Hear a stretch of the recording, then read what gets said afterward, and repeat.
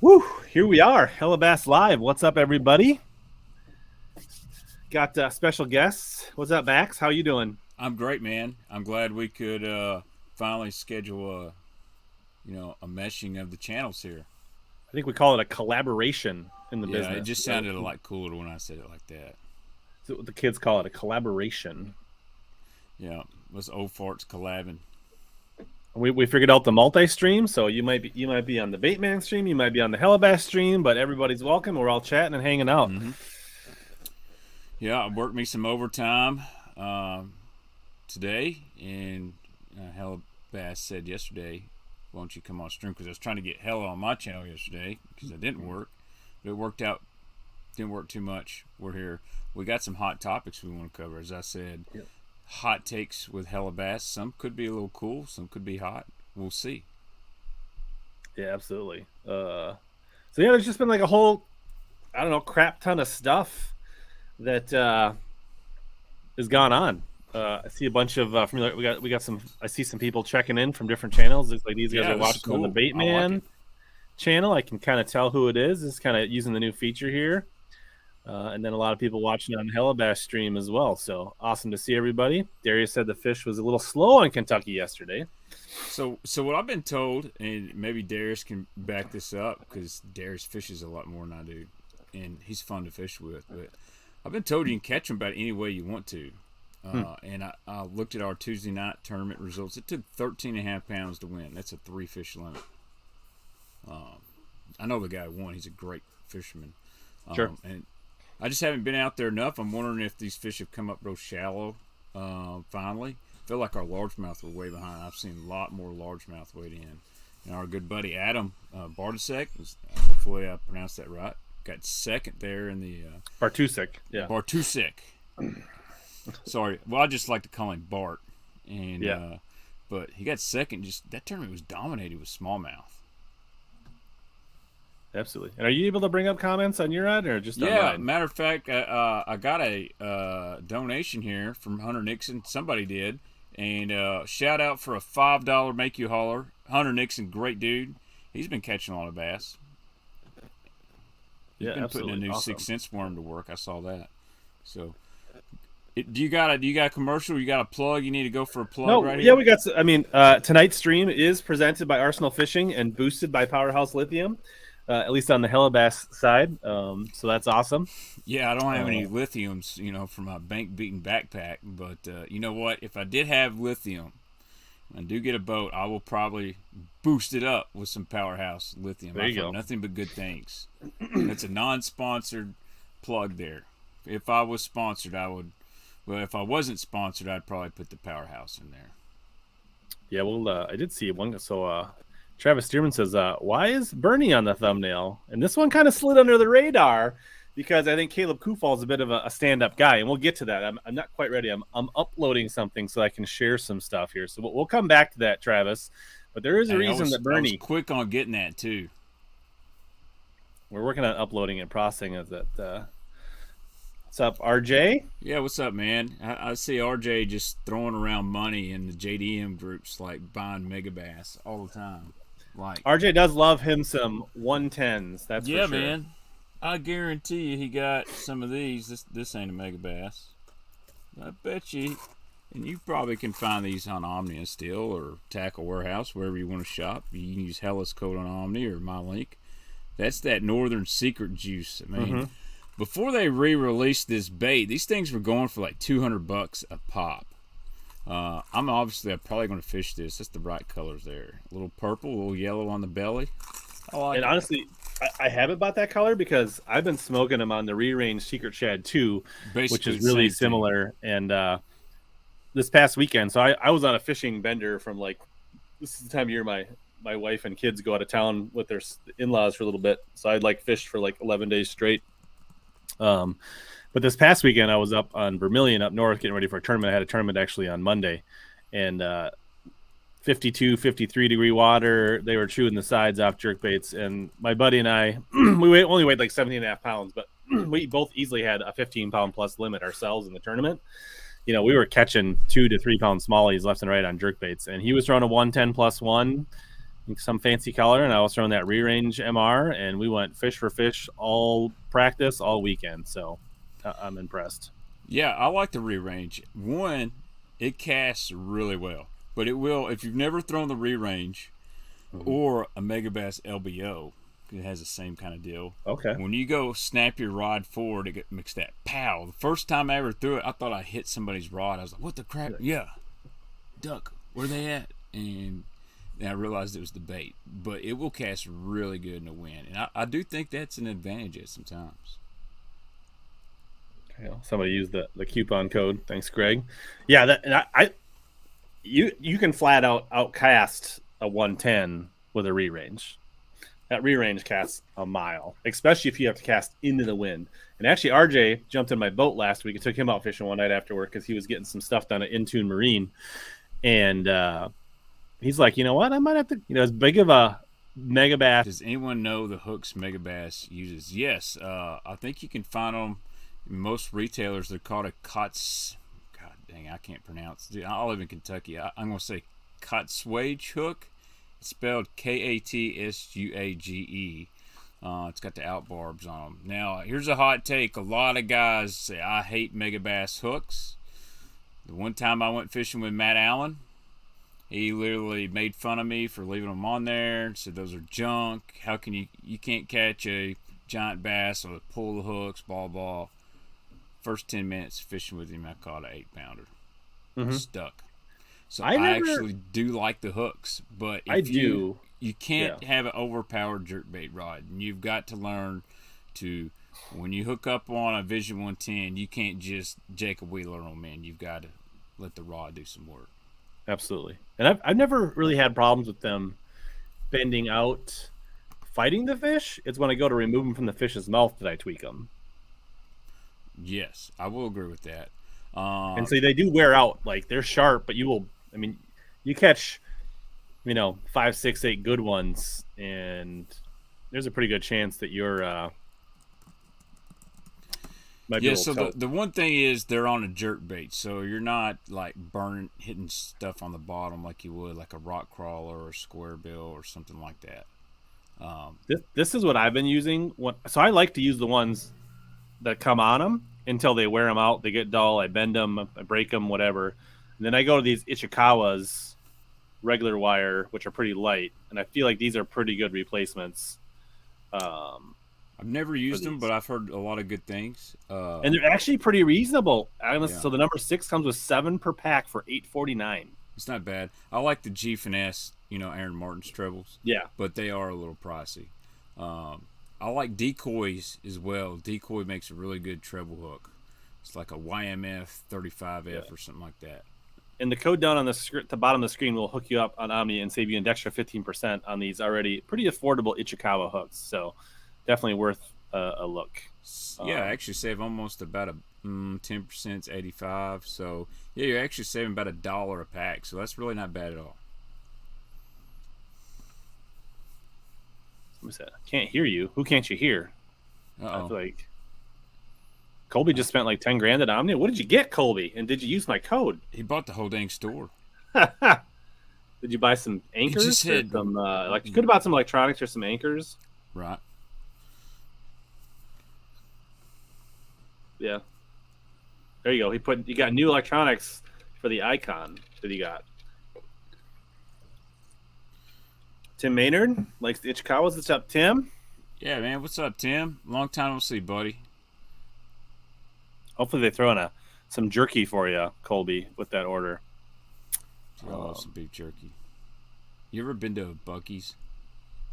I went down to Knoxville, and you couldn't make it over there, but I was like wanted to get there, and I was on the phone with my wife because I left Indianapolis, and I drove by a Buc-ee's, but I was tied up on the phone doing stuff, and I really wanted to stop because I had never been to one, but I ended up not making it.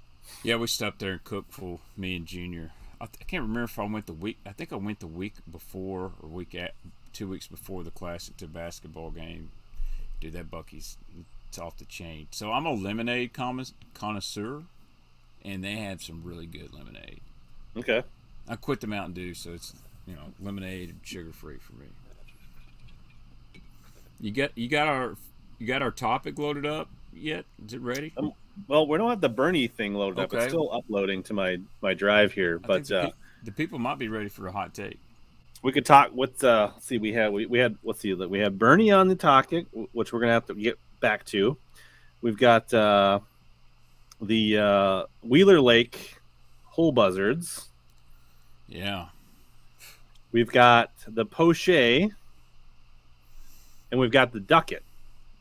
A lot of people haven't been talking about the ducket either. I think the only way to do this, I think we should.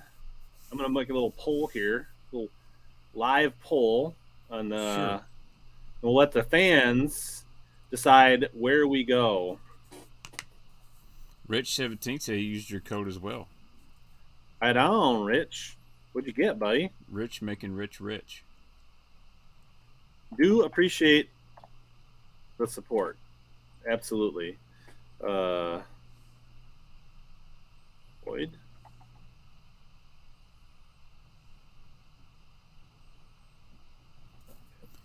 Colby says he got lucky and won $50K in a drawing last year. Holy What? smokes.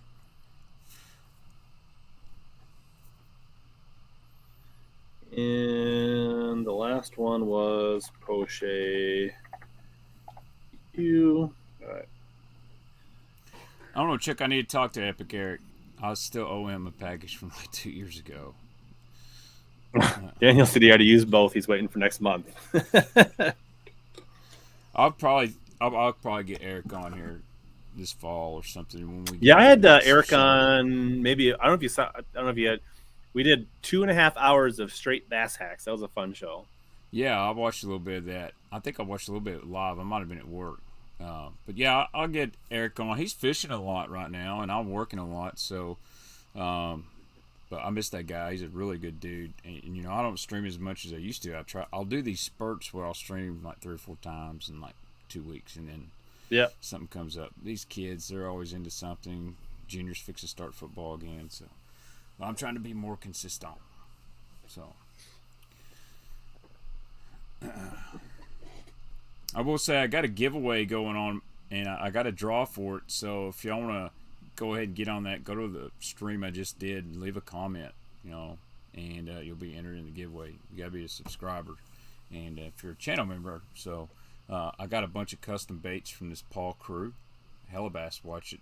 Super awesome stuff. And I made 2 little 3,600 boxes and give away one to a channel member, one to a subscriber. So I've been kind of do that. I've seen him for I've been aware of Paul for a long time. He does some really. So I like that he kind of does his own thing. I'm not trying to badmouth anyone that has Do It Mostly. I got one right here. I don't pour plastics, but everything's like hand done. Mm-hmm. And the way he told me, everything's one bait at a time. I'm not saying he just has one mold, but it's one pour, and it's really cool, unique. I mean, there's no way I'll ever use all that stuff, so I'm gonna save stuff for some more giveaways, whatnot. But like the little goby thing, dude, that's wild. I mean, you could use it here as a normal swim bait, but like where you're at, up north, St. Clair, Erie, places like that, I could see that doing some really good damage. But I like those, his long straight tail worms, man. That's kind of my wheelhouse. I like. Maybe we'll show some of them off a little bit later. All right, so the people have spoken. They want to talk about the Hole Buzzards first. Okay. So let's set. I do have a look. I can share this here. It's a really good topic because we have a lot of them here on Kentucky Lake, or used to when everybody wanted to come fish here. So, ledge fishing, Wheeler Lake, Bassmaster Open, and it really kind of started, I think, a little bit here when Ben Milligan made this post on. At least I saw it on Instagram. Maybe it was posted other places. But he was a little bit unhappy with the boat flip. I mean, it happens. He had a top 40 boat draw the first day, which means he was in the bottom 40 the second day. He gets on his first spot the first day, catches 18 pounds. He's sitting in the top 15. Had a good day. Things are rolling. And then, and people came in on him the first day. We're fishing around him. And, yeah. Bent hole buzzards, red rod. Yeah, I mean, any way you want to say it. Yeah, that's kind of what they're getting at. Yeah, the other kind of sight fishermen, the ones where they see fish being caught and then they go over there. And so he made this post, and Matt and him were sharing some water the second day, and they actually went into a pretty deep dive today on BTL. But in the heat of the moment, they weren't very happy with each other. And when Ben's post came out, Matt was in the back of the photo. This is Pangrak's boat here. And they got into it a little bit in the comments on Instagram. I don't know if they saved all these comments or not. Problem with Ben's post, there's a million comments on him. So yeah, he's kind of a popular dude. Yeah, for good reason. So you could probably go in there and find all the comments. Oh, so it looks like maybe it was deleted. Maybe I would guess that Matt deleted it. Right. It'd be my guess is not that Ben deleted it, but I have no idea. Yeah, I think I made a comment on there, but it wasn't bad. It was just, like. Yeah, so basically, I mean, according to Matt, he was bottom 10 boat, so he was top 10 boat the second day. And, he found these fish. He intended to start there. He didn't know Ben fished there until he talked to Andrew Upshaw. And then he went and he had the courtesy to tell Ben that he was going to fish there and let him know so that, that Ben could come in, and Ben did come in. And then when Ben got there, he wasn't happy with the way Matt was set up on the spot because Matt was fishing it different with him. And Ben felt like he wanted to be casting where Matt's boat was, and that added to the frustration because he felt like he knew the spot better, or he knew what he needed to do, or at least what worked for him yesterday. And they kind of hashed it all out on BTL today. So yeah, if you saw the BTL thing today, they talked after the tournament and everything's cool.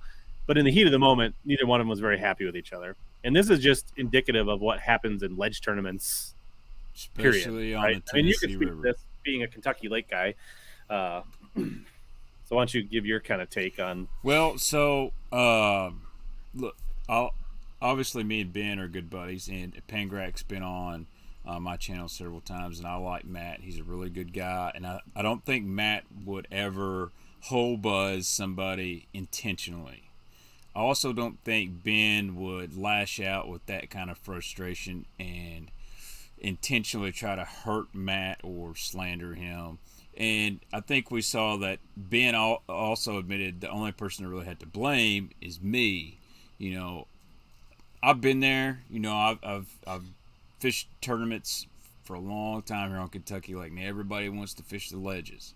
And dude, it will burn you out because if you don't get that early boat draw, you're basically take a number. And the only thing I'll say is about that situation is I'm glad they really hashed it out.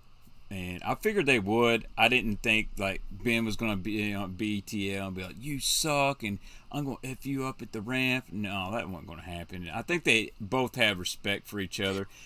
I actually have seen some worse stuff, and we got something coming up. I actually think it was worse than that right there. But they hashed it out, and, anytime I've had that happen, other than one time, I've usually been able to hash it out with somebody. And, it is actually a waiting game, ledge fishing. It's not like you just pull up to the ledge and they're always biting and they're bam, bam, bam in the boat. It's really dependent on current. It's exactly how you set up. You said it, Ben said he was frustrated because how he was set up. Well, maybe when Matt practiced, he was making his magical cast was a totally different direction and angle than Ben's. And then, Ben thought he had the magical angle.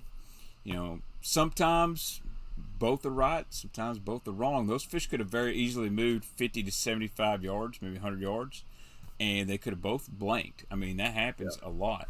Or And they Panger said when he pulled up, he started fishing there, and he was catching walleye and sockeye and other things and not bass. And then when he moved up, he did start catching bass. So, yeah. He was sitting where Ben felt the fish were, and Ben thought he could see him on his scope, and maybe Ben could tell they were bass, maybe he couldn't. So, right.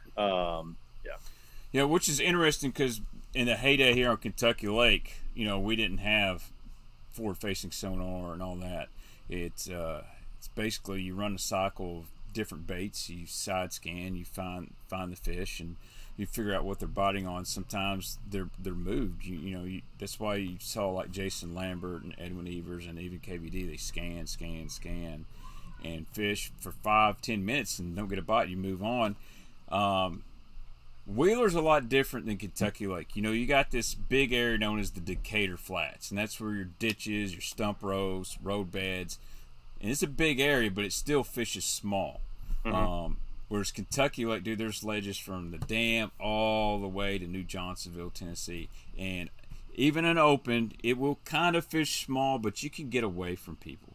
And if you have a milk run, so I might have, practice. We might find 20 schools of fish, and we'd always try to find a couple oddball places. Maybe you can find ones and twosies inside a bay or something where guys aren't fishing. So if you get a late boat number, you got something to fall back on. So, our plan was always, if we don't get an early boat number, we're going to go topwater fishing, pick off 3 or 4, and sometimes that worked really good. And then you got 9 hours to catch a kicker or two. So if they don't always kick that current on at 9 o'clock in the morning. It might be 12:31, and some people get really frustrated, and they go to bank beating, and all of a sudden the glory hole, it's open. You just pull in. But the one thing I saw a lot of people talk about, it's a community hole and all that. I don't agree, because it's a community hole. It shouldn't be. Everybody can fish it at the same time. To me, community hole means it's a place where people fish a lot. Doesn't mean they fish next to each other and bump a trolling motors. Right. Community hole just means it's a place where it's on a map or people know it gets fished a lot. But the one thing about, they're not community holes because you don't catch fish there. The community holes because people have caught a lot of fish there. Yeah, absolutely. Yeah, in this widest bass schedule event, I mean, some lakes fish small, some don't.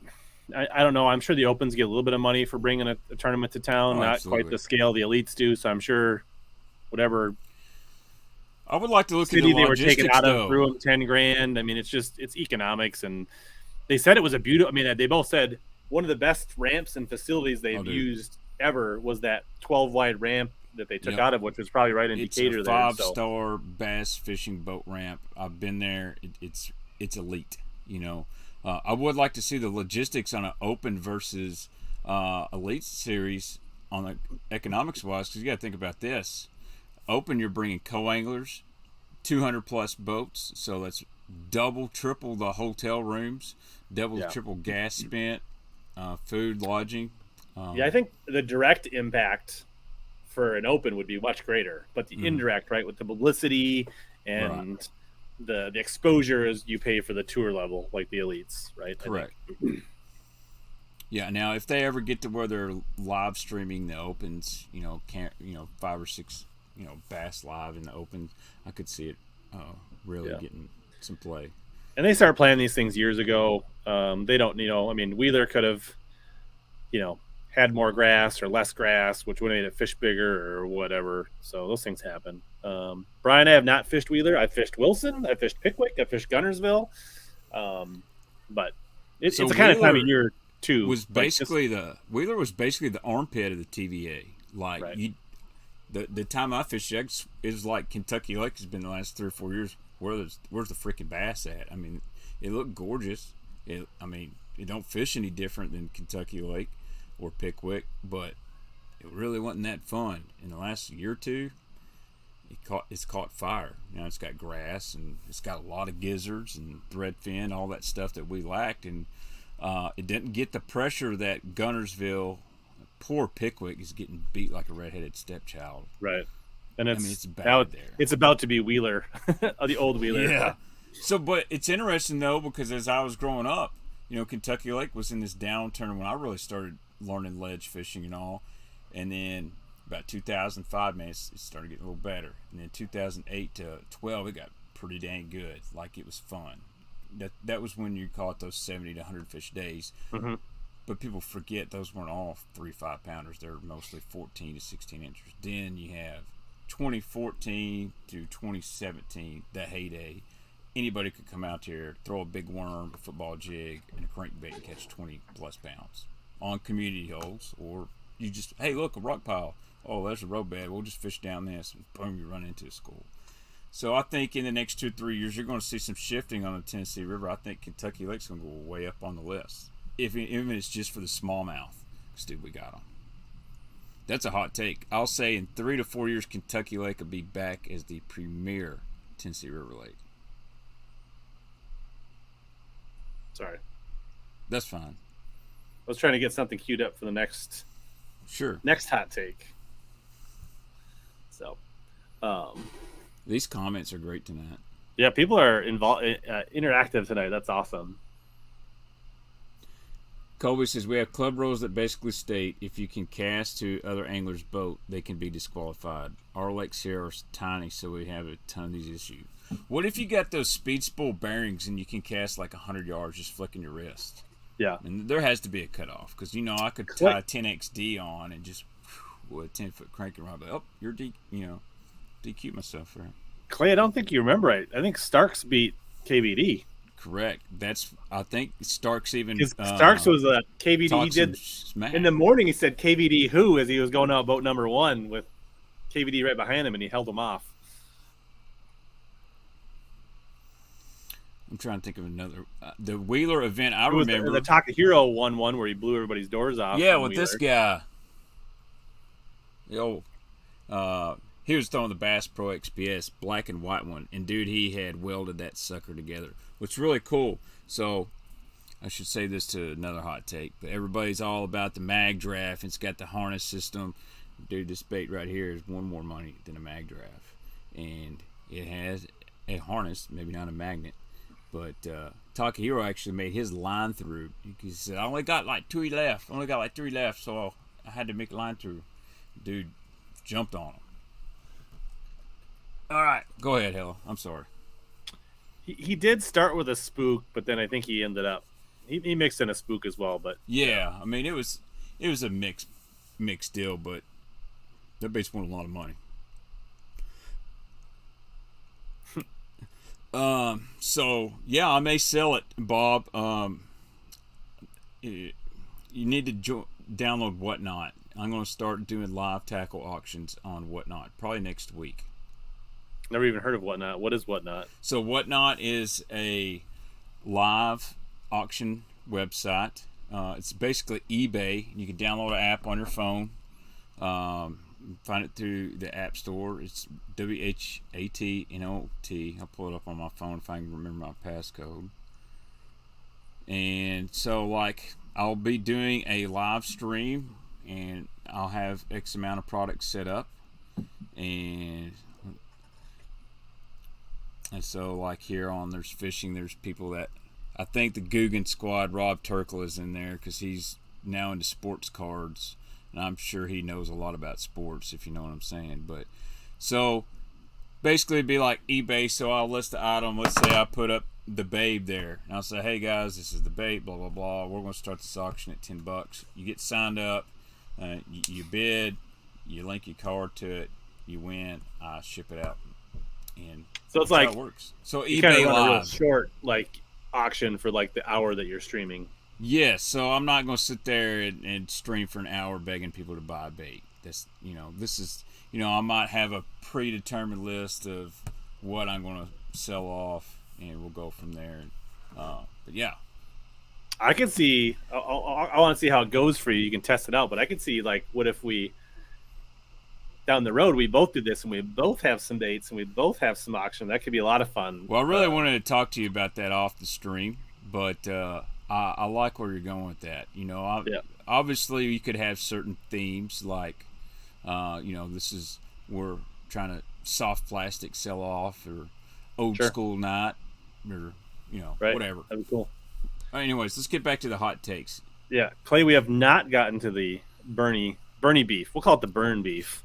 But based on the voting, actually, before we get to the voting, I want to take care of one thing here. Ready to reel in your next home purchase or refinance? Supreme Lending's Dream Team can help guide you through the entire mortgage process, from pre-qualification to closing. We have a wide variety of home loan programs in our tackle box, including down payment assistance and first-time homebuyer options. You can ask HellaBass. He trusted us to help finance his home. Look at that Contact the Dream Team today by searching Supreme Lending Dream Team or click the link below in the description or scan the QR code on your screen. So, is Drew Cook mad that you were in that commercial and you're not a pro angler? Yeah, maybe he might be. Yeah. Sorry, Drew. I had to. Well, that we could add that one. That could be a bonus beef. I didn't think beef. of that one. But It's like yeah, a so if steak anybody, obviously, Dream Team Supreme Lending helping out the show, run by a buddy of mine that is into bass fishing tournament fishes, and so if you happen to be looking for a house in the near future, give them a shot. So. But otherwise, yeah, we'll get back to the fishing. It's funny. My mortgage guy is a huge bass fisherman too. It's crazy how tight those circles are. Yeah. What did I say? Somebody's like OG Vixen night. I don't know about.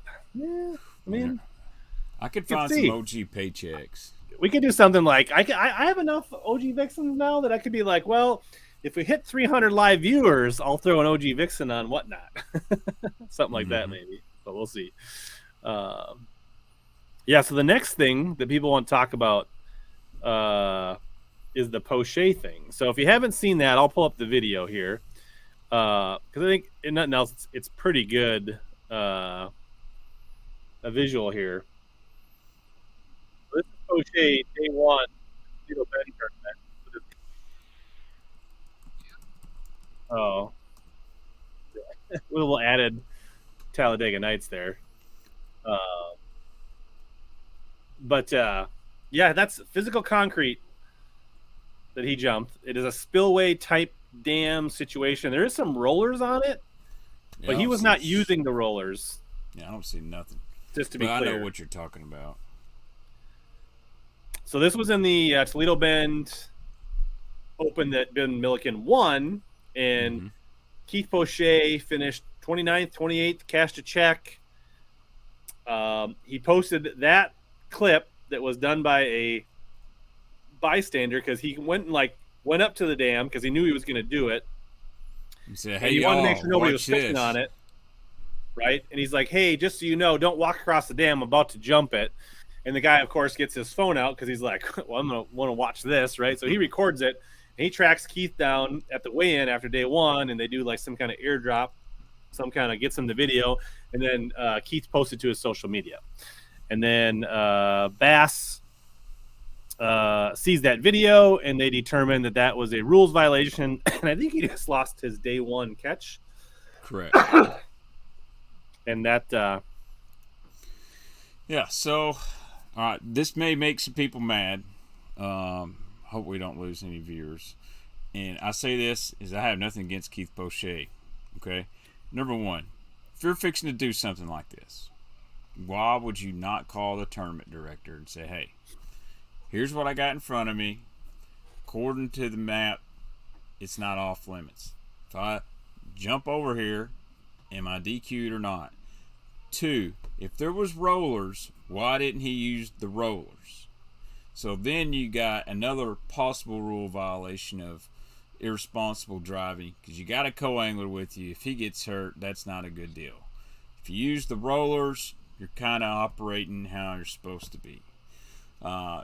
Four, I didn't like how Keith handled it, taking his social media and basically trying to get a mob of people against Bass. Now, could Bass handled it a little bit better? Yes, I think they could have been a little bit more black and white. There is gray area there.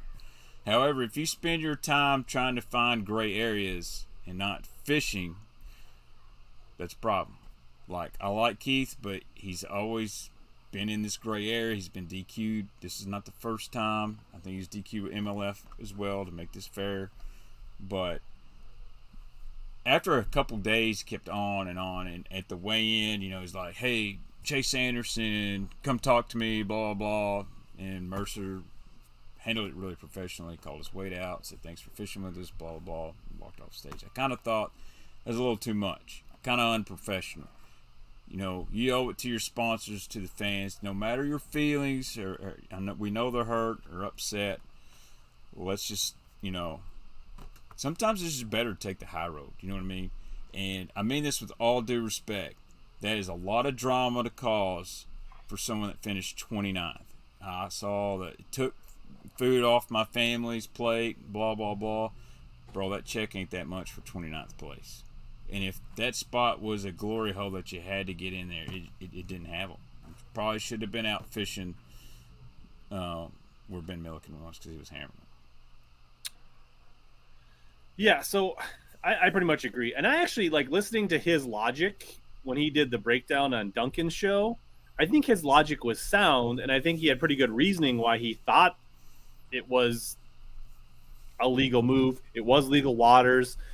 And, I mean, I think his logic's good, but it all comes down to, if you're going to do stuff like that, why don't you just call the tournament director, right? Yeah. And it's like you constantly live in this gray area and you don't call the tournament director. Things are sometimes going to go your way like they did on the Red River, and sometimes they're not going to go your way on things like this because you're not, So, I mean, that's what it basically comes down to. Whether you agree or not on the ruling, I can see it either way, to be honest. Right. But so we're probably not having this conversation if he calls and they say no.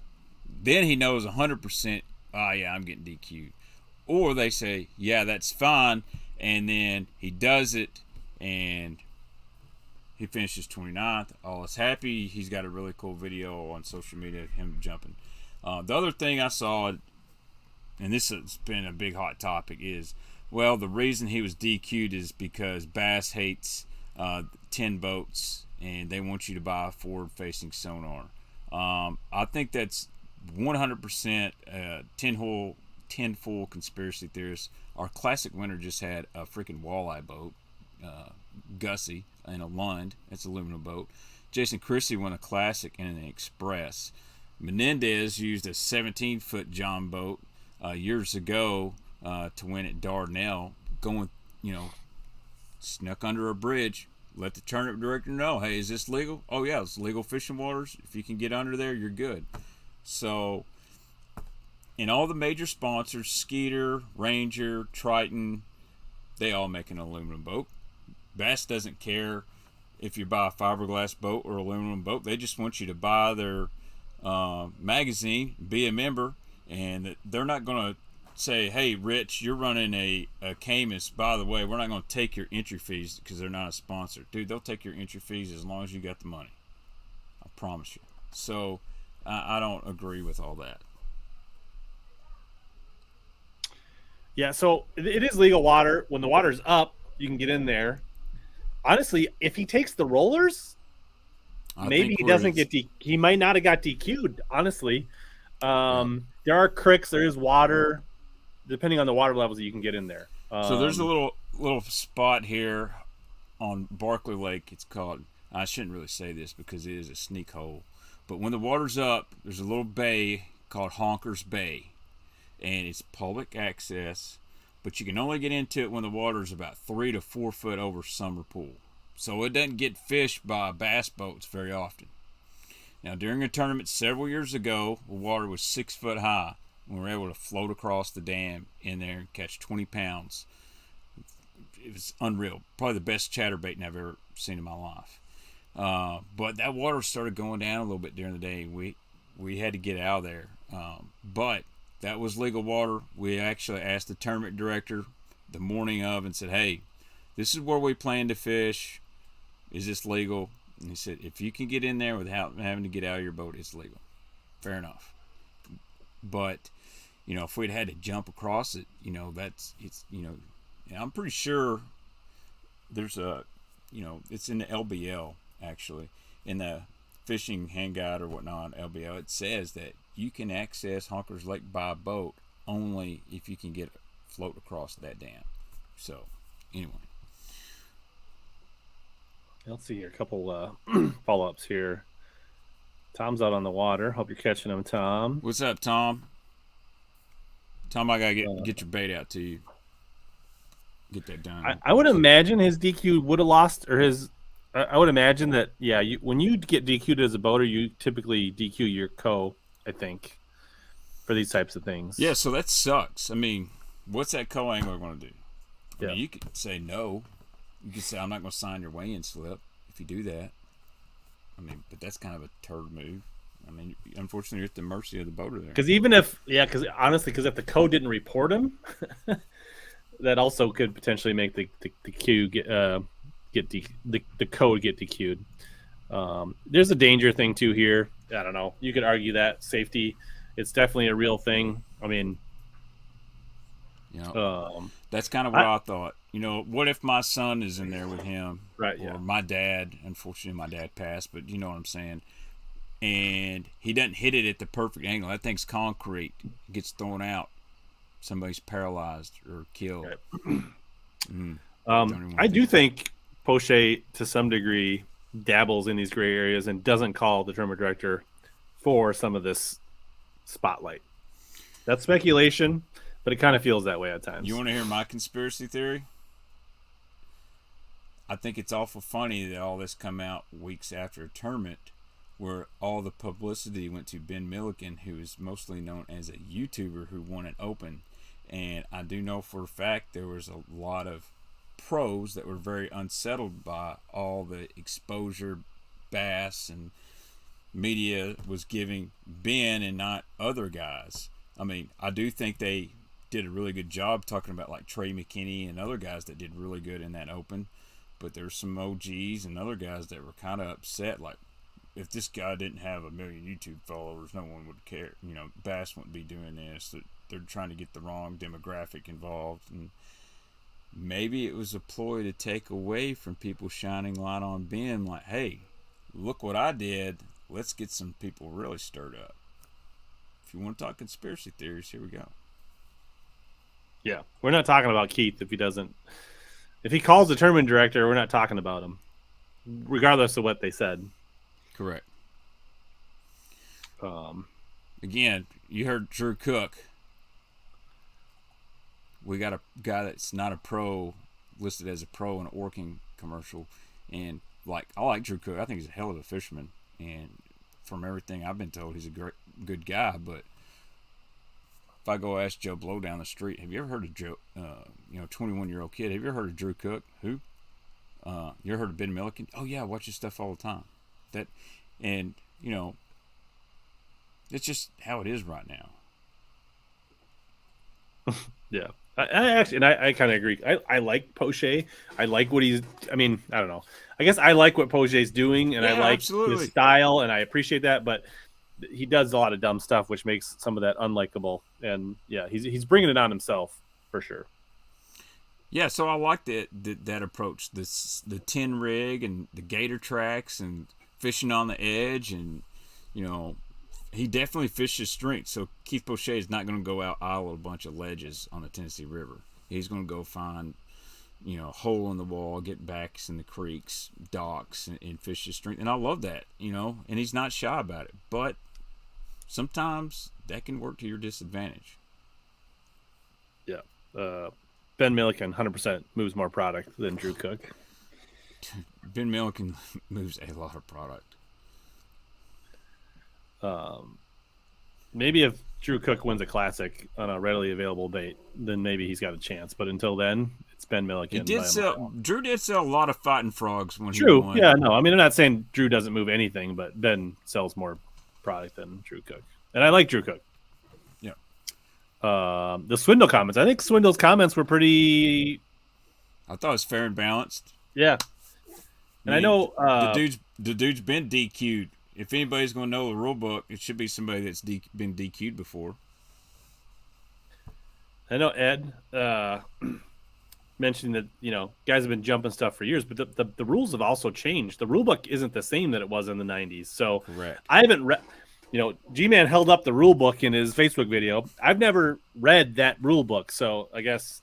I have not, but I know a guy who's got a couple copies I could just skim through real quick. But in that... there's nothing wrong with that comment. People have been doing that for a long time, but rules have changed. Boats are faster now. They're built different. Bass boats now really aren't built to take that kind of beating, but well, rules have changed subtly. If you don't want to be called an F-er, you can join the Visor Gang. You're more than welcome to join the Visor Gang. I'm a channel member, bro. Did I get a free sticker? You can. Oh. Anybody that hasn't sent me an email at contact@RichLindgren that's a member that still wants their sticker, they can just maybe next time you travel through my area, I won't stand you up on a fishing trip. I'll just get one in person. There's that. That was a long time ago. I'm sure you'll be going my way. I saw a comment on here that I wanted to address. Edwin says there's no rule against it. While true, I saw a lot of people say this. Well, you gotta have to disqualify people every time their boat gets out of the water. What about the locks? Or what about, so you're not allowed to fish in the lock. And if you can't tell the difference between hitting a wave and your lower unit coming out of the water and jumping a levee, a concrete levee, I don't know what to tell you, because that's two totally different situations. The reason locks aren't, considered off limits is the same reason when you idle out in the morning in the marina, that water's off limits, because you're using that as a travel way. It's been designated by the tournament director as an off limits area. However, your boat, you have to travel through it. Now, you can lock to some water that's off limits, but the lock itself is not off limits. You never see anybody fishing in there either. Now, there have been tournaments of guys. I remember Scott Canterbury at Okeechobee almost won a derby by fishing outside of a lock, but that water was legal. Inside was not. Brian, it's probably sitting in your mailbox because you're not at home. No, if it was dirt, it would still not be okay, because he physically used his boat to leave the water, the tournament waters. And I don't mean getting airborne in tournament waters. I mean, he physically left across dry land into another body of water. Yeah, I mean, blowing mud and sandbars, and I don't, like I said, I think some of Keith's logic is actually pretty sound, because, like, to what you're just saying, when you go through a lock, you're leaving tournament waters, technically. And so, like, if he uses the rollers, is it okay? I don't know. I'm not necessarily, but, like, anytime I'm doing something this great, I call the tournament director. I don't necessarily 100% agree with Bass's ruling, but I do think it's defensible. So, again, it goes back to just you call the tournament director, just a phone right? call, like, man. I don't know. Just a phone call. So there's been many times in life if I could have made a phone call, it might have changed things. Tim Maynard, Gator Trucks are badass. One of my buddies at work, he's got one. He duck hunts out there, sweet. And you're right, Poaching really had maybe one of the few rigs that could have done that in the tournament. So. And not completely jacked. I mean, just about all of them could have done it. Just a matter whether they would have been their boat would have been totaled when they were done or not. Yeah. Poaching is the kind of guy that it would not surprise me if, like, next year he's got a airboat with a 502 crate motor in there and just says, you know what, I'll go as shallow as I want to, and just out of spite. But this was intentionally going over dry land to access water. Correct. When Ike did it, and when I want to say Brian Schmidt did it also. Ray Hanselman last year. Right, that was Hanselman. That's who it was. That was not intentional. That was an accident. That they weren't trying to gain an advantage. So that's different. Yeah, I mean, as silly stuff as Ike's done, intentionally screaming and yelling, and I didn't get mad when he threw the light pole that had the flag. I think he's just had a temper tantrum. He wasn't trying to, do it on disgrace the U.S. on purpose. It's just what was close. But there's a big difference between losing control of a boat and going on dry land, or hitting a rogue wave, throwing your. Remember Aaron Brett? What was that, last year before? It was a couple years ago now. It was still the pro circuit. Yeah, that was. Rest in peace, FLW tour. He cut between another boat and a point, and that wave, it hooked him. They didn't disqualify him. I think he was even able to fish the next day. Maybe borrowed a boat, but that's obviously he wasn't trying to jump over the point. I mean, I've watched that video a lot of times. It did not look like his kill switch was attached. Just saying. I'm going to agree with you. But and I'm to the the opinion that I think we'll touch on this a little bit more. That I think sometimes the DQ is a little overused as punishment. We'll come back to that. So I'm not even like a big like DQ guy. A lot of the times, I think he gets overused. Just dock him some points and move on. Or yeah, we can talk about that. But so should we now? Let's maybe touch on the. I think next on the poll here is we talked the Bernie beef. So I found a different way to pull this up. So we're gonna now share a different video. So what you're about to see here is Caleb Kufall in the Elite Series on Lay Lake. Is in the right here, right? You can see him. He's got his Marshall, and they're pulling in on day 2 on a spot. Set down, getting ready to come up, getting ready to drop his trolling motor in.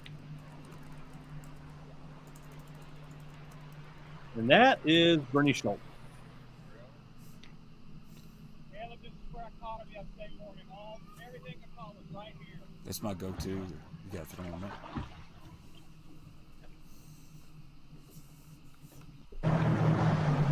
I'm not sure exactly how far we think that. What would you say that distance is with a GoPro camera? Yeah, so GoPros make things look farther than they are too.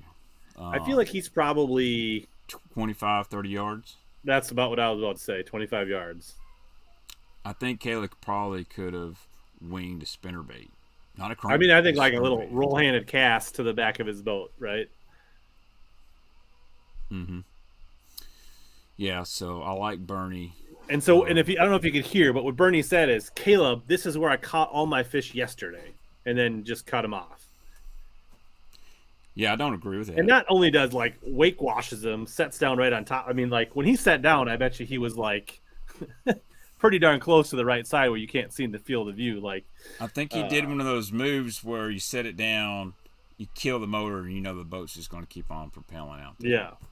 I've done that, obviously not on top of somebody like that, but so I like Bernie for his knowledge of old baits. He's a bait connoisseur. He's got all kinds of antique baits. That's not cool. I know it's hey, I got the early boat number, I'm showing up here first, all that. I think that could have been handled way different and probably could have been a cool video of like, hey, this is Bernie, he caught him here, blah, blah, and, he approached me like a gentleman. We decided figure out how we can both share this water, and we both caught him. It was a good day. Instead, we got this video, and Caleb handled himself pretty professionally, really. He really didn't say a whole lot. He just, whatever, but, man, so I would not be happy if somebody did that to me. So Caleb left, didn't even fish. Caleb initially posted this video to, I think, his Facebook, and then took it down one day later, and then kind of just put up an explanation video of how he was frustrated and basically said, this is not how I want to be treated. This is not how I will treat other people. Basically kind of gave him the guilty dad talk to Bernie via follow-up video and took it down and basically took the high road. He took both the high road on the water and afterwards for the most part. Mm-hmm. And dude, I'm not gonna lie, it's really hard to take the high road a lot of times, especially when you're in the right. So, I think Kufall got hosed here, and I think somebody asked here, did anything happen to Bernie? No, because Caleb didn't raise a stink. He didn't protest, which I don't know what would have happened if he did. This is definitely only sportsmanship would be the rule that it would come under. Right. Now, and I think so. Kufall didn't fish this on day one because he had a terrible boat draw, and he saw there was a boat here, which was probably Bernie when he drove by, and he comes here to start day 2, and then Bernie comes in and cuts him off. Now, I think they both could have fished here. I definitely don't think Caleb is in wrong anyway for trying to start here. No. I think if Bernie comes in a little less hot, pulls up next to Caleb, right, and be like, hey, this is where I caught him yesterday. I want to fish in here. Can we work together? Can we divide this up? Do you want like up to this point? I'll take from this point to this point. You want to go in first? I'll follow you. Like, but to like just come in and cut somebody off and then just be like, I caught him here yesterday, and then that's just not cool. Someone once told me you kill way more bees with honey than you do vinegar. I think you get more bees with honey than Yeah, vinegar, not yeah. kill. But yeah, Yeah, something like that. right. Yeah, just the way Bernie looks really bad here, and I'm not sure if he would have got penalties. Bernie But this several is just, times. He's a nice guy. He does. Someone say no wonder he always looks pissed off. I mean, he looked pissed off the first time I met him, but that's just, women say they have RBF, resting bitch face. He's got resting Bernie face. So. yeah. So. I agree with Gary. Gentlemen would have idled up, asked to fish that spot. Bernie didn't get the minnow. I mean, TK Bernie wears it's like a ping golf visor. It's not even. It's almost like a lady's visor. Nick, that was a weird interaction we had on Big Vermilion on Monday with your trolling motor driver. Not all people. It's the people that buy visors that do this, not the people that make their own visors. I'm retired visor gang. I bet you can find some visor pics of me on Facebook and some past photo albums where I've got the skeet Reese, kind of slicked it back, spiked the front of it, make it look nice.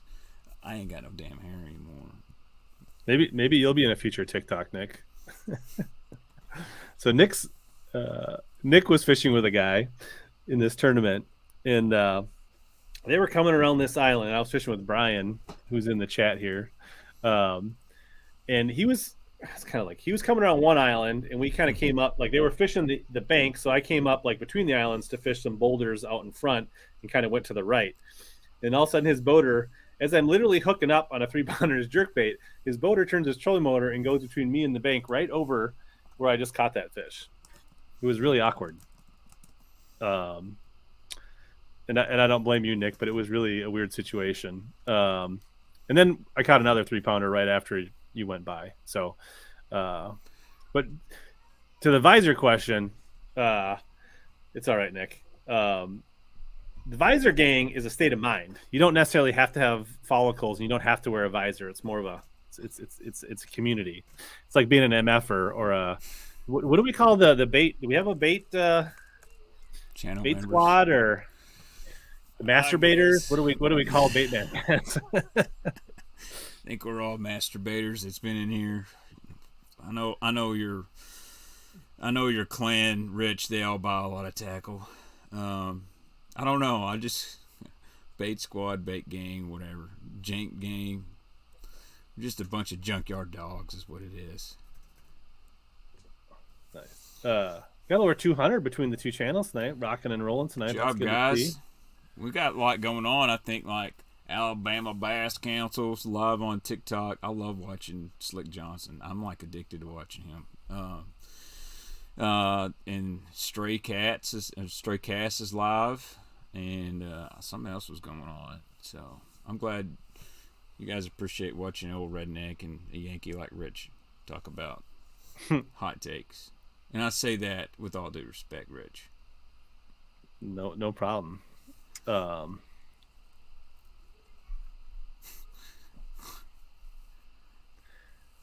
appreciate it, Michael. I wish I could trademark it. So there was one more thing that we had. Well, I guess we had. We kind of touched on the Drew thing, but the other thing was the I don't know how many people caught this, but so Boyd Duckett coming into owner, operator, president of the Bass Pro Tour got a 10-minute penalty on Gunnersville because he was crappie fishing. I don't know. During the off limits on Gunnersville. Yeah, it's the dumbest thing I've ever heard of in my whole life. With no disrespect to Boyd, but yeah. I mean, here's the thing. You can be crappie fishing and you can be bass fishing at the same time. You just might have crappie baits tied on. I mean, that's the thing is like, has anybody ever caught crappie where bass weren't nearby? Yeah, someone said, crappie don't live where bass live. That's bullshit. I've caught many, many bass out of a brush pile that's holding crappie. Or KGB wouldn't sell that many crappie swim baits if bass didn't like to be around crappie. So, And I think Matt Allen and others have done whole videos on how they target crappie schools for looking for the biggest bass on the lake.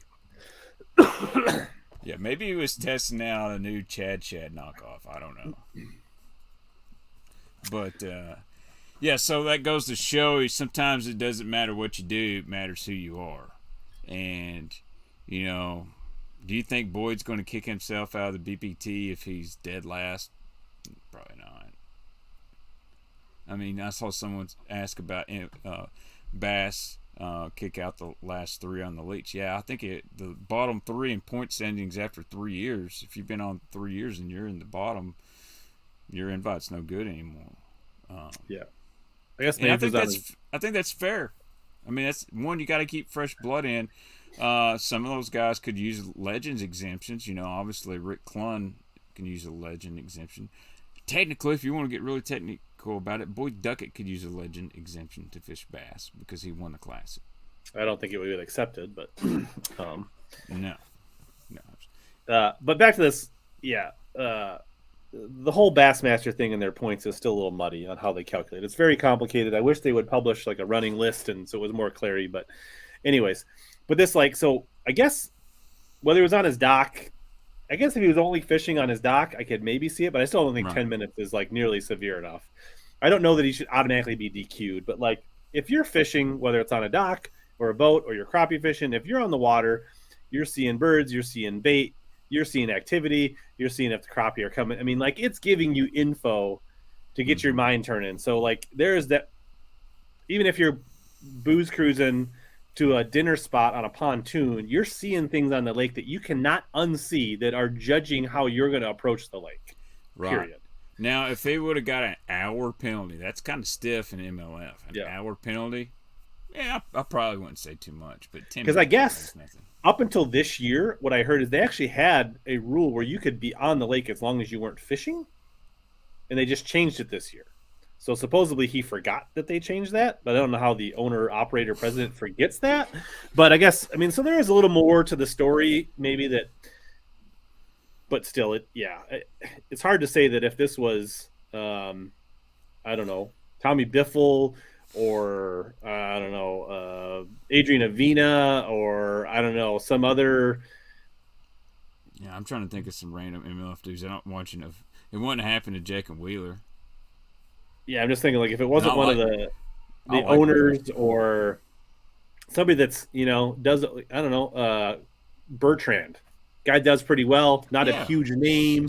Like, does he get more than a 10-minute penalty? I feel like he would. It's hard to say. Yeah, I agree with Steve. He says he should lead by example. He should just, hey, I made a mistake, man. But I get it. I guess I don't think automatic DQ is necessary, but I don't think 10 minutes is nearly enough. But I do think this sets a weird precedence now that if somebody wants to go out there and drive around and say they were fishing for crappies, now are they going to like push the envelope based on that's the problem? The precedence it says for 10 minutes. Yeah, dude. I mean, look, these lakes that fish small. Hey, I'm in 44th place. I got to make that cut line, but. Hey, I got 10 minutes to be a hoe buzzard. I'll go run up and down the lake real quick. Beep, beep, beep, beep, come back. All right, let's go fishing. You could do that. I agree. A couple people saying this. Like, I think I don't know how he can himself accept that as the penalty and be like, no, you need to punish me harder just so that our league doesn't look like a joke. I mean, that would be the right thing to do. Like, hey, fudge guys, shouldn't have been doing that.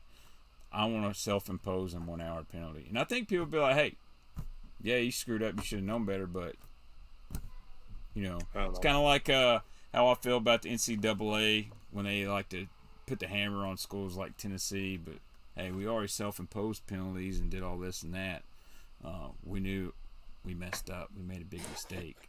But, like, and this, I was kind of touched on this before. Like, I feel like what's his name? The guy from Louisiana that went out on Hartwell inadvertently. Like, what's his name? I can see his face. He turned himself in because he went out and he got like he went out like right before the off limits, or he thought it was the last day before the cutoff, and after being out there for a few hours, he's like, I am not seeing any other bass boats or any other wraps. And it caused him to double check, and then he realized he was out on the water basically, 3 hours after and he got DQ'd for the entire tournament. Which, to me, logically, if you're out for a half day during the off limits, at the it's not, we're not talking about before the week of the tournament. We're talking 30 days prior. Like, it was Derek Hudnall. That's who it was. Yeah. Why wouldn't they just put him in timeout for practice and dock him 4 hours of practice during the official practice? Wouldn't that have been a way more just penalty than a DQ, which wipes out his chances at a classic? It wipes out his chances to cash a check. Like, what did he gain inadvertently fishing for 3 or 4 hours 30 days ago? That 4 hours during official practice is so much more valuable. That seems like such more reasonable than just an automatic DQ for an entire event, or make him lose 1 full day of his 2.5 days of practice. Like, like nobody's going to intentionally take that trade. Let's not ruin a guy's season over something. Yeah, like I mean, that. you could. I mean, we could actually like ruin his season, potentially his. I mean, like a lot of these guys, like it's a fragile ecosystem. Like ruining a season could ruin your career. Like you don't make a classic. Account. You don't you don't make a $5,000 check, then you don't make the classic. That's $15,000. You don't get re-upped on your deals. Like it was a complete overreach, I think, and not a just penalty.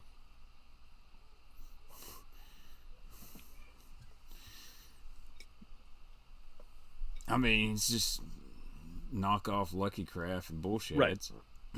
I mean, John, I agree, right? It's got to be like within the range, but it should be like, it can't be so severe that it shouldn't be detrimental, but it should be like what I said. Like, would you trade 4 hours 28 days ago for 4 hours of official practice? Nobody would take that, right? But like 10 minutes during a BPT event, that is just, that doesn't deter anybody from doing anything. So that's the problem.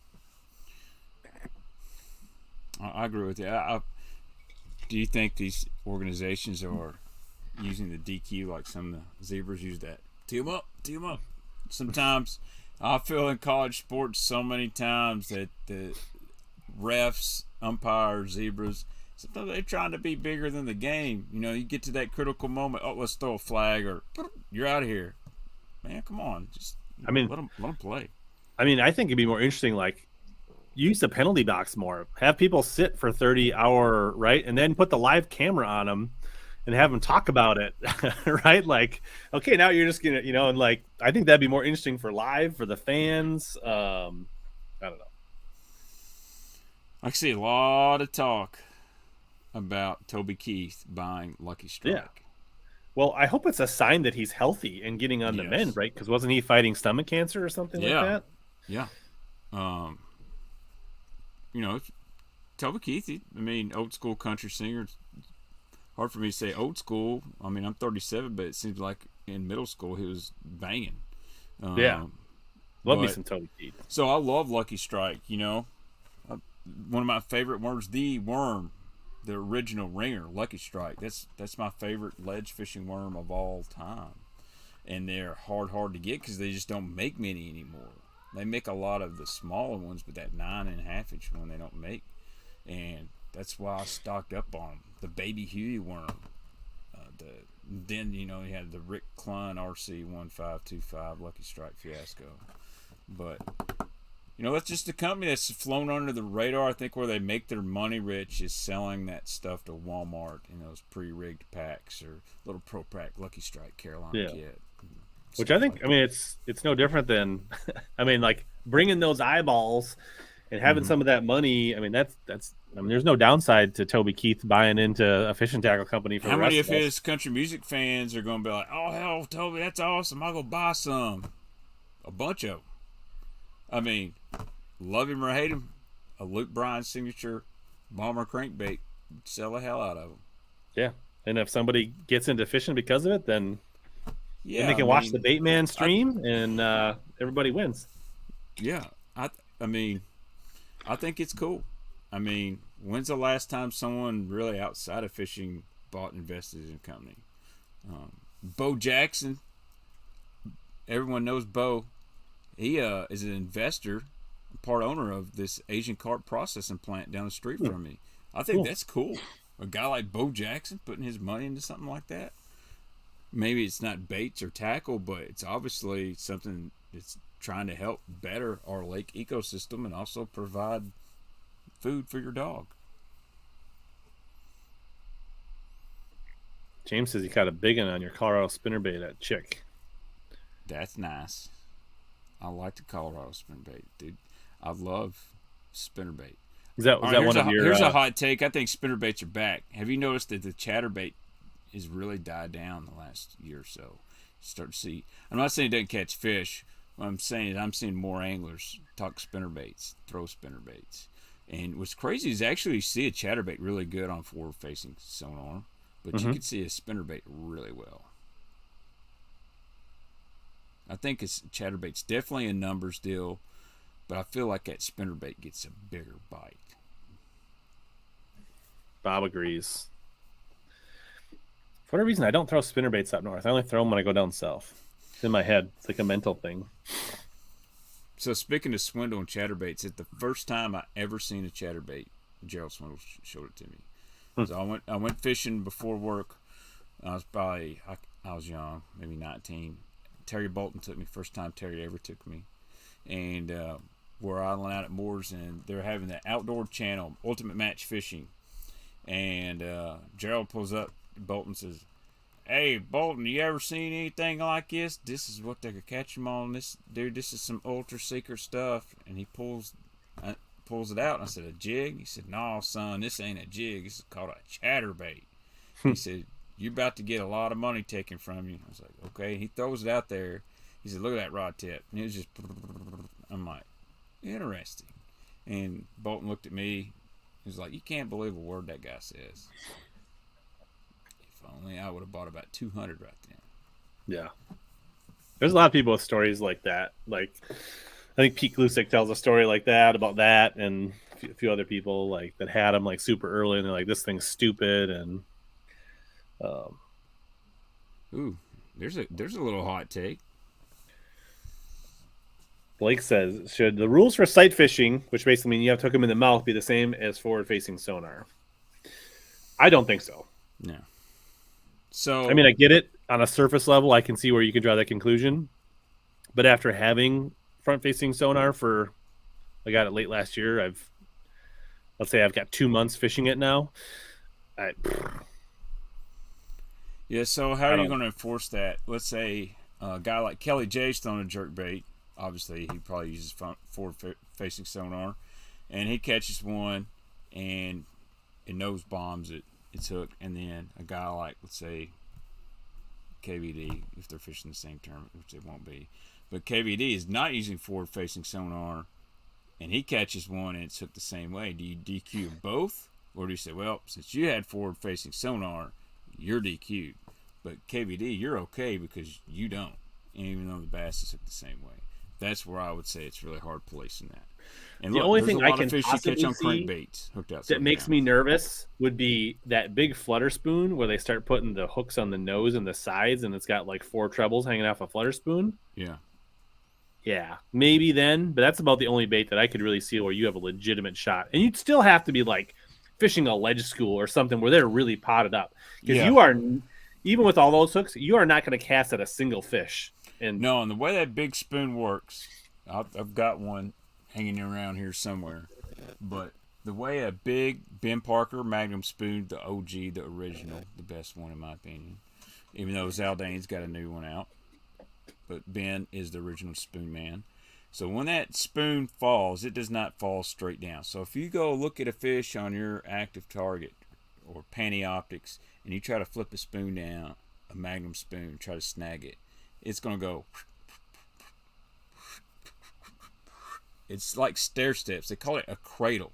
So it never falls straight down. It falls about 2 foot, and then it'll do this shimmy, and then it jets out. So you can actually throw it just right up by your trolling monitor. You can watch it on your live scope, and you'll see it'll go about 20 to 30 feet out. So if you make a long cast, it actually shoots way out. So it'd be really, really hard to intentionally snag one. Saying that, I have caught several bass and the butthole on top of the head, just with a regular treble hook. But they're all in tight, wadded up schools. And I think what happens is fish get fired up. You rip it off the bottom, and they see it falling. You get 2 or 3 trying to grab it at the same time, and one just gets hung. You know what the name of that one is? I think it was the one Cody Huff was throwing. The one that has like all the extra trebles on it. Was it that Jinko spoon? Is that what it was? They made one where they like drill out the center and put trebles hanging off it. I mean, I wouldn't want that because I think it would kind of hurt the action. And the other thing is, like, people don't realize, like, when you're looking through the cone or front face, when you're out 20 feet, your circle is like, if you see a dot, it's in a 10-foot diameter. Like, I think it's incredibly hard to snag a bass with live scope. Like, so I'm obviously at an OHIV when Milliken crushes all those fish and the 6 cents deal. And this is my first jet. That's what it is. So I'm seeing fish. I'm reeling my A-rig to them. And obviously you get next to the fish and I'm thinking, well, is he going to bite it? And you think your rig should be snagging on something. It's not. It's, that fish is off 4, 5, 6, 7, 10 feet maybe, because as that beam, it's narrow and then just it widens out. So what you see 30 yards in front of you may be 7, 8 foot to the left or right. See, this one does make me a little nervous though. Yeah, I'm not throwing that. That sucker's getting. And I mean, if you had a pile of fish that were tightly wadded up and you were throwing this and you're catching them out of the mouth, you'd be Mike Long. That should say the Dixie Jet ML Talon Spoon.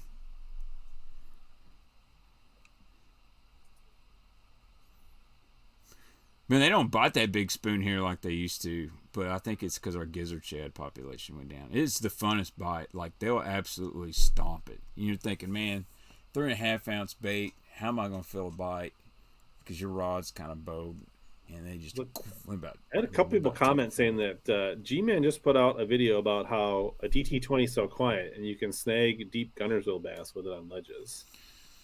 I saw an Instagram post. I don't think he meant literally snagging. I think he just meant, snag me one out on ledge, as in caught one. Poor choice of words, you're saying? Open to interpretation. You could, if you wanted to interpret it the wrong way, you could, but I didn't think that. If he had sure set hooks on there, he surely isn't snagging a bass. I can tell you that. Junk. I feel like I need to go watch the video now and hear it for myself. Yeah, and I agree with this Kenny Mint. He said it's still illegal to intentionally snag bass by any bass tournament rules and probably most state laws. Yeah, I mean, just ask our buddy. This is what Caleb Kufal should have had on the deck when Bernie took off. He should have sent one of these Dixie Jet Talon spoons at his head. Yeah. What was Mr. Snag? Jeff Sprague? Spragued him. And that was not with forward-facing sonar. That was with a floating worm, I do believe. I need to go watch this because people are saying that there's no misinterpretation. So, all right. Well, maybe it's when it was just trying to get some likes. I mean, let's be honest. The video that he did on the Poche response was absolutely clickbait to get views and. Yeah, I mean, I like Gerald, and he knows he's going to get views and comments and everything. I don't really disagree with him making it. Hell, I could have made the same video, but ain't nobody going to watch it. Yeah, I agree that in every fish count tournaments, betting smallmouth is an issue. 100%. Yeah, I saw some Jack Leg made a big post on Instagram here. I'm not going to mention his name.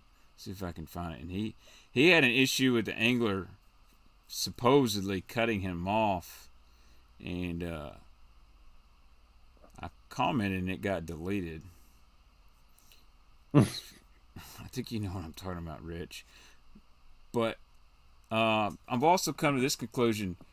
There's a lot of people that are not wearing their 5x3 anymore. I see a lot of excuses, and I do feel like because of social media, it's really easy to go out and blame somebody else for not being able to catch a fish, whether it's they're fishing too close or they cut me off or this or that. Bro, sometimes you just got to suck less. You just got to catch fish. Does not matter. Speaking of 5x3, what happened to that company? I don't know. I mean, I don't remember all the story. But that guy was a piece of work from what it sounds like. Dude, anybody see that dragonfly behind me? Oh, Slap him in a mold, make it's a a bait out of mayfly. him. It's a mayfly. Mayfly? Oh. Means the buzzbait bites. Darius, the buzzbait bite's about to go off on Kentucky. Yeah, our mayflies that year me and Darius went out, it was like July before they were out. Almost August. That means night fishing is about to be hot. All right, any other hot takes? Anything else we can talk about? Oh, here's a hot take. I got to get my sponsor plug. 6-cent sack. So if you got this month, one, you got a Jaint Juice square bill, which is awesome. But Let me see that, Jane. Show me the Jane juice again. I want to. Never shows up good on camera. Look at that. Yeah. They threw one in the sack. But how about this? What is your take on red frogs? I like that natural brown one that's bro. Yeah. Like I've done really well on that one. So this one's kind of brown. It's got a red back. What's the but bottom? It's got look that natural bottom, that whitish brown. It's a yellow frog. That's not a brown. That's a yellow frog. It's kind of brown. It's just bad camera. So my favorite color, jackal frog. I love the gavacho. Is the red one. I've caught so many fish on the red gavacho. Yeah. Actually, because it's not that warm here, I actually got my frog box here. So yeah, like this. This is. I do like this one. Yeah. So that's the guy that told me That's about my a weight. red frog. He was throwing that Spro, which is truly not a red. So We call it a natural red or natural. Yeah, it's more of a brown. I know people think bottom is all that matters. I disagree with that. I do truly think there's a time and place that those fish want the sides flashing a little bit, especially if it's a walking frog. But there's something about that red when they're spawning here, they will eat it. Like, I've never thrown the gavacho. God, the gavacho's badass. Like, it is my favorite frog. They're just hard, but you know what's going to happen. Jackal is going to discontinue it. But yeah, so It John can't be good says if they haven't discontinued it yet. That's true. They discontinue everything good. John says, depending on the frog and size, make a difference. I'll agree with that. If you get a really heavy walking frog like a Slither K, but they don't really make a lot of crazy colors, I think it does matter. A mat frog, I don't think if you're fishing mats, the bottom's all that matters. It may not even matter at all. Have you heard of the toad thumper? I got one. You want to see one? I was listening to something. Where did I put that something? I must have been listening in audio only form because they were talking about it. Was it TK? TK, you were talking about the toad thumper. That's what it was. I didn't have your channel pulled up. I was only listening. You know my frog box would be at the very freaking bottom of all this. Good thing I'm forklift certified, or I might not could have pulled that off. I think I got one. Rich's frog box has probably seen a lot more action than mine, I can tell you that. I had one in here. I probably got it in one of these tackle warehouse. Well, somebody says they don't like the hookup ratio with the gavacho. So I like the hookup ratio. For some reason, they choke it here. That's why I like it. But I'm fishing in open water. Like, one of my favorite places to throw a frog this time of year is off the side of a boat ramp. For some reason, like, if there's a bass bed nearby on a boat ramp, they eat that frog. I've got a toad thumper somewhere. You can check out one of my tackle no warehouse toad thumpers at Omnia. You'll have to use Bateman's link to Tackle Warehouse. Yeah. I'll see if I can find it real quick. It's a pretty cool frog. It collapses really well. So I heard TK say that he thought the hole was too small and the air pressure, like when he squeezed it. So they got two. The problem versions. is their black is too black, TK. They need more like marks on their black frog, right, TK? Yeah, so the guy that owns front man of Whiskey Myers, there's your link there in chat. That's his company, Toe Thumper, Cody. So I wish the true tungsten frog was still available. That might be a whatnot. I know you got them. Yeah, I got an NF60. That's a sleeper frog. Yep. Oh, blue. That's one of my favorite colors too, right there. Yeah, the gray. And this I'm one, not actually, sure like this one quite a bit too. Yeah, I got a solid white one. I got it from Clark Ring. These ones? Were they white or were they the white with these like red on them? Was it this white or is it not? It's that one right there, exact one. Right here. Well, they had some long skirts on them. These ones Yeah, have they been did. trimmed. You did. Yep, that's it. You can tell the difference between Rich's webcam and mine too. His colors. He's got better lighting. This is a OSP diving frog. I think it's actually called a Kubota frog. Oh. I've thrown it a bunch and they eat it. I've got teeth marks all over it. So We only bring 2 tungsten frogs out for big derbies now. yeah, they don't hold up real well, unfortunately. I mean, I've got a purple spro frog that somebody actually custom painted this. Nice. Yeah, so I got the OGs in there. The little baby blue. My buddy Brian Anderson sent that to me. Yeah, it's a waste of silicone. We trim them down. I just haven't fished any of those. I have not seen the new Teckle Sharker. So it's kind of like the OSP diving frog. Like, you twitch it and it just sits there like a couple inches below the water and then it can bob up. It's pretty kind of cool. I'm not sure the hookup ratio on that would be greatest. Yeah, dude, Reaction Invasion Swamp Donkey. It's a good frog. It's a really good mat fishing frog. There is differences between a mat frog and an open water frog. Yeah. I like that color. I threw that brown one until the weight was that one gone. too. But it's got I got my own custom skirt in this one. Mm-hmm. I had to redo the legs. Yeah, NF60 from Norris is a really good frog. It walks like a dream. I just wish... So I only got a window of about a month or 2 months where a frog can be a major player here. But, so I've seen this on Facebook. Some dude was fishing around Blood River and caught a bunch of damn coontail with a crankbait. Oh, yes, sir. Now, like I said, 3 or 4 years, Kentucky Lake. If that grass stays, top of the chain. Put it back. Don't stop ripping it up. Yeah. Fence that area Leave off. that area Let it get rooted up. alone. Red Jackal Care Frog's really good. I love Adept's Buster K. I did a stream before all my frogs. I haven't bought any. I'm not a guy that fishes a frog a lot, but I'm addicted to buying them. When I find one that's cool, I buy them. Blake, did Fred Urbanus copyright the carpet on the back of the frog? That's an old school deal. So a lot of the old school frogs had stuff like that on there. And the culprit worms had it. Yep.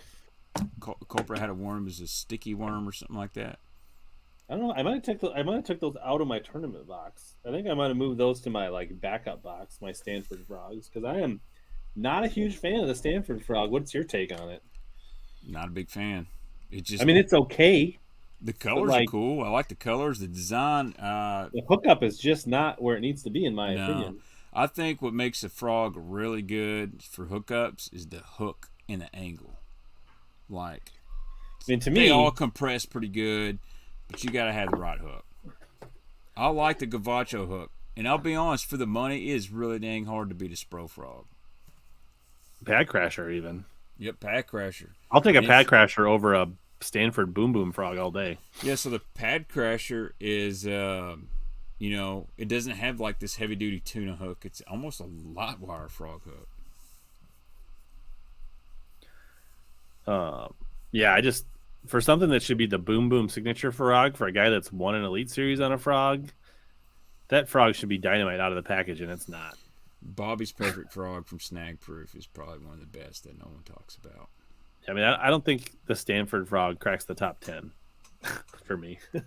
Like I said, No. I took them out of my tournament box. They're in my pre-fishing box because I don't care if pike eat them. Right.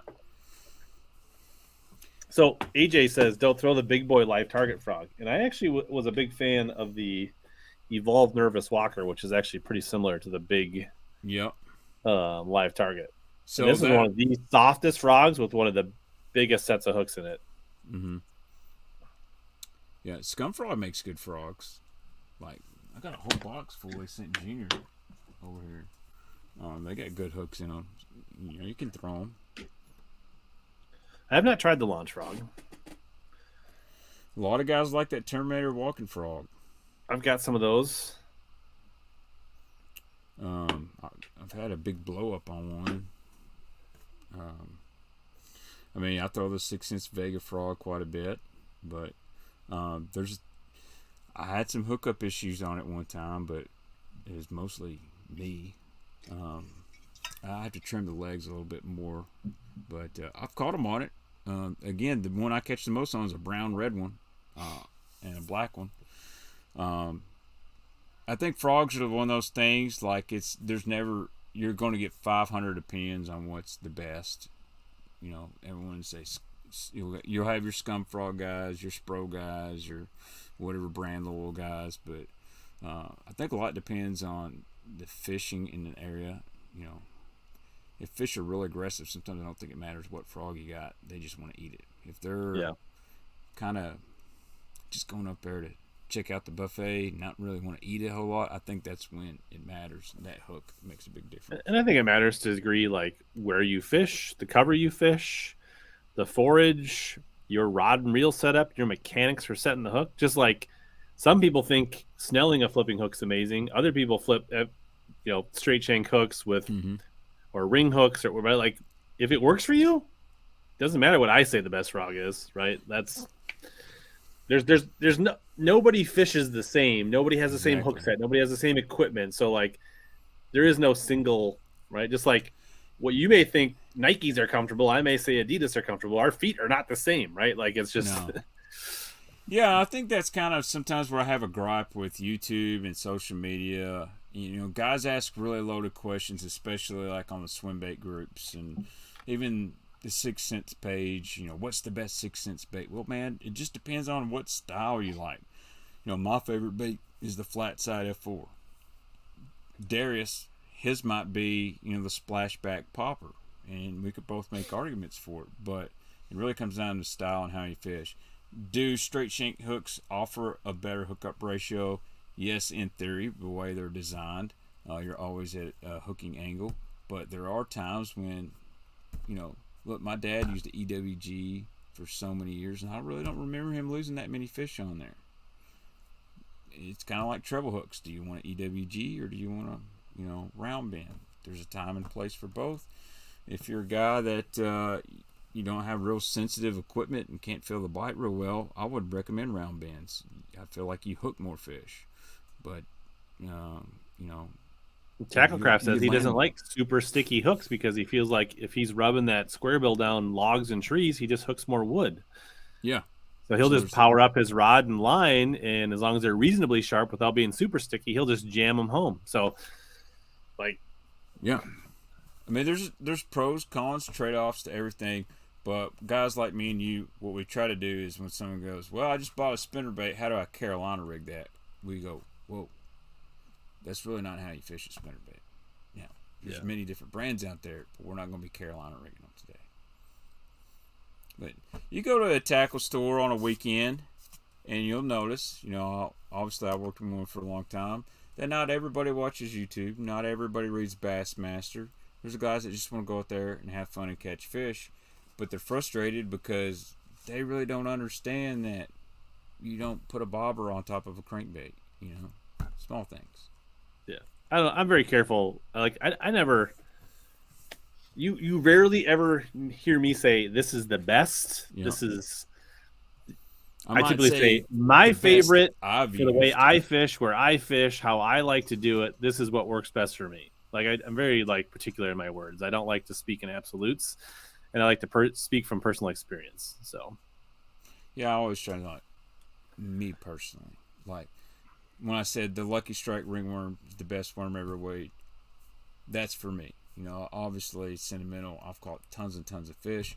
Power worm, excellent freaking worm. Millions of bass been caught on it. A net bait T-Mac, a Zumo monster. You can get arguments everywhere. But, 10-inch power worm. Yeah. But, you know, they used to glue the tails. The old school power worm, the tails were glued onto the bait. Pretty wild. All right. I have not tried the haymakers. Have you got your hands on any? I haven't ever seen anybody in stock to buy. I haven't looked that hard, but No, I like that owner Jungle EWG. It's a really good tube hook. I used to flip this straight shank jungle hook. Now I'm on this G finesse kick, so I bought these right here for a certain bait. These are expensive, but I got them on sale at Academy for like $3 a pack. well, as you're getting older, you need that coating so you can get the hook in. Yeah, I'll be 38 this year. I'm an old man, but these right here, these G finesse heavy cover worm hook, I use it on that 6-inch crew because it's a really small bait. And believe it or not, I don't actually flip that bait a lot. I'm actually casting it quite a bit. But it's kind of half tube, you know, and it's hard to find the right hook. But man, this thing's really nice. And I've started using the 3 and 4 ones more on my creature baits. But that's my favorite flipping style hook right now. That one right there. I actually finally got my hands and saw the crew in person at Shields not that long ago. I didn't buy any, but I was looking at them. I was trying to figure out if I could stupid rig them, and I didn't think I could. So. No, you can't do that. You can put, a lead head in it, but I just throw a 1/4 ounce tungsten weight on there, peg it, 12, 14 pound line, and I'm just casting it. And for some reason, that little profile, I think the way it kind of falls, it has just enough glide. Dustin's off work. We're just starting now, folks. Uh-oh. What's up, Dustin? Dude, you talk about a dude with a beautiful freaking boat, man. I love his Phoenix. That purple. Well, I think you comment because my neighbor actually has one pretty similar. My neighbor's Phoenix has got that purple in it. Oh, what about bass boat prices? We might as well do. They're practically giving them away. I don't know why everybody doesn't have one. Yeah, $90K a pop. I mean, but it's honestly boats have gone up, but it's the standard rigging is though it's gotten out of hand. Right. Honestly, more than anything. So if you buy a Bear, let's just say Camus, if you just bought the boat, no electronics, just a standard trolling motor, I think you can get in a brand new CX21 for what, $70K? Maybe probably less. In the ballpark. Maybe less. If you got a dealer, it literally be motor, starting battery, maybe a trolling motor, maybe not. Yeah, no graphs. So when I bought my ZX, I bought my ZX 225 in 2005 or no, 2006. It's brand new showroom floor. I think it was $43,000. That's what I paid for it. That boat right now is $65K. So this is 6 years different, Dustin. But your standard, did you equip it the same? Did you order it with graphs? Because in 2016, you probably rocked it out with Gen 1 HDS 8s, and now you're probably rocked it out with HDS Live 12s, and you went from 2 graphs to 4 graphs, and you went from, did you have poles on it in 2016? Now you got blade. I don't know. I mean, it's just. A lot of this is really the accessories and the way we're loading them out is driving yes, boats have gone up. The outboards have gone up quite a bit. But it's not just the boat manufacturers. It's the way we're rigging boats have driven it up more than people realize. Is what I'm saying. You had 2 graphs up front, your mapping, sonar, then your live scope graph, then your scope. Then you. 2 graphs used to be the norm. Now 4 is the norm. I'm too ADHD. I have noticed a lot more guys are going to one big graph up front. Well, at the And console, I see that more than. Yeah, one big graph at the console, like a Mega 16 or Lowrance 12 or whatever, and then they got 2 or 3 at the bow. You know, you got a mapping. You got one for 360, then you got one for panning optics, or however you want to do it. See, I like 2 at the dash for redundancy. Mm-hmm. So rather than like run one giant 16-inch screen, if something goes wrong with it, then I have nothing. I'd rather run 2 10-inch screens. Mm-hmm. I get basically the same real estate, but then like if something goes wrong, I still can run one if I need to. You see where Matt Robertson, my boy Matt, he had that video about his HDS 10 went out. He was bummed, but he found another one. It's 2023, and Robertson's prized possession is a Gen 1 HDS 10. Because he likes the way it, like he's just, yeah. It draws fish so good. Like, if ledge fishing offshore is your deal and you're scanning the island looking at nothing. Is it the 2D that he likes so much in it, or? The down imaging. Okay. It draws a bass really, really good. Now, that's not to say the new ones don't, but again, if it ain't broke, don't fix it. And who am I to tell Matt Robertson it's not any good? You know what I mean?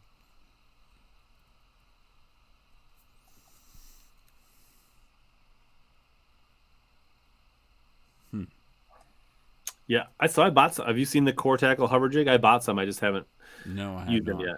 So that's Matt Steffen and Johnny Schultz brainchild. Mm-hmm. The first time I heard about the hover rig was really a Ben Milliken video. Yeah, so it is basically taking the hover juggle, right? Instead of you putting basically a jig hook in there and then putting your own nail weight, they've kind of made a all-in-one. It's actually pretty neat looking. Yeah, so I did this deal with Menendez called D-Style, where you take a 16th ounce. Whoa! This D-Style. This is kid friendly. What are we saying? No, that's what it's called. It's over in Japan. So he learned this from Toshi from OSP. They call it D-Style, and you take a light wire jig head, 16th. You can even use 32nd. It's almost like hover strolling, but it's actually and you throw it out to school and fish on spinning gear, and you count it down 1, 2, 3, and you just kind of give it a little Alabama shake, reel in the slack, let it kind of pendulum down. It's just freaking deadly on schoolers. Very similar, I guess, to hover strolling. So here's the Core Tackle hover rig. So it basically has that, right? You're using that same style hook that Ben's using in his hover juggle, right? Instead of putting a nail weight, it's all molded on the shank, but it's weight forward to give you kind of a similar. Interesting. Well, luckily, I've got a lot of jig hooks and plenty of nail weights. I know Jason Sealock from Bar to Fish he's all about the hover rig, and he's been catching big browns, so I'm gonna have to give it a try. I wonder if you could make a micro hover rig with some crappie jigs. Who's locked up? Am I locked up? I don't think I'm locked up. Are you locked up? I don't know. Dude, we've been on here for an hour 45 minutes, HellaBass. I got to work in the morning. Don't we all, buddy? These bass boats ain't going to buy themselves at $70,000 plus. Or a roof. I got to get a freaking new roof. It's always something. Dude, somebody's always got their hand out. I wish. My dad told me, you buy a house, you always have something going on. Dad, you neglect to tell me, hey, you might as well chalk up spending an extra $5,000 every 6 months. But sounds good. Well, appreciate you coming on. Yeah, man. Next week, probably not going to be Wednesday night next week. Looking forward here, probably not going to be next Wednesday. Yeah, I'm probably for a time shift. I'm sorry to tell people I don't exactly know when I stream. It just, I work a lot of overtime. I try to do something on Sunday nights. That's usually free for me. I try not to work over on Tuesday nights in the case I get a wild hair to fish a Tuesday night tournament. But, we'll do what we can. HellaBass, I think we got to do. I like this idea of maybe a monthly recap of. I don't want to say drama, but fishing news. Just like industry news recap, Yeah, what stuff happened that's with been popular. We'll talk about it, put our opinion, our own spin on it. Do it about once a month. Maybe fantasy fishing winners and losers, guys. Well, here's some interesting stuff. So, Omnia got in some Spro Chad Shads today, and they sold out faster than the notifications could go out to the people that signed up for the in-stock notifications. I only saw them because I heard they were coming in, and I refreshed the page, and there was 2 colors still left. And while I went to pay, one color went out of stock and I got one threadfin shad. Yeah, dude, I still hadn't bought any. So I bought a Chad Shad a few years ago. The real one, the OG. Real one. I got a good deal on it. It was the right color. I did not like it. Maybe I didn't fish it right. Maybe I went and chop. Wasn't chopping it enough. I like a Shizzard better. And but one bait's discontinued and one's not. So Brendan, I was notified 15 minutes after I checked out after they were gone. So all right, I'm ready. I'm ready to go eat some. So shout out to my wife, Miss Bait Woman, Brittany. She made Dorito chicken tonight, and I had a little bit, and it is good. My wife can cook. Shout out to her. So sounds good. Well, if anybody came in late, I think we had some fun tonight. Covered some good topics, gave some good perspectives. So whether you're watching the replay on the HellaBass or the Baitman YouTube channel, or the MP3 or the Facebook, be part of that replay gang. And as always, here to help you guys catch more big bass, suck less.